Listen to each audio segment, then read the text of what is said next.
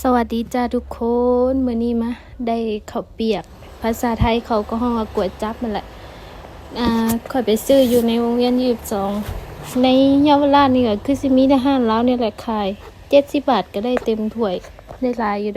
ได้หมักทั่วแล้วก็ได้พริกแล้วก็ได้ผักได้กะปิด้วยมาเด้อทุกคนกินข้าวเปียกน้ำแซ่บๆเลยยั่วๆจ้าค่อยบ่ได้พากย์เสียงมา4-5 มื้อแล้วมื้อนี้จิมาพากย์เสียง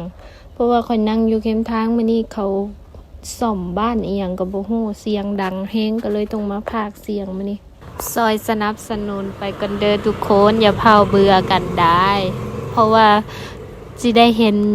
ค่อยอยู่อีกโดนเพราะว่าสิลงคลิปแบบนี้แหละจนกว่าสิดังเห็นคนอื่นได้ก็อยากได้คือเขาเนาะก็เลยมาลองเฮ็ดลองเบิ่งบ่ฮู้ว่าสิได้คือเขาบ่แต่ก็พยายามนี่แหละ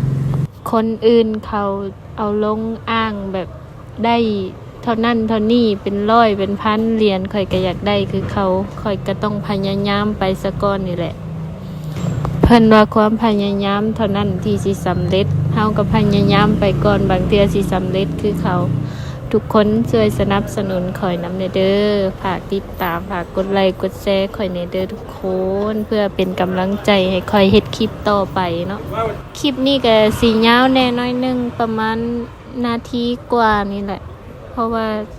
มันกินแซ่บก็เลยอยากให้ทุกคนเห็นมาเด้อทุกคนกินน้ำข่อยมันแซ่บอีหลีมาตกท้ายนี่ก็บ่มีหยังมีแต่กินนี่แหละทุกคนบ่มีหยังสิเว้าละเบิดส่ำนี้แหละสำนีเด้อทุกคน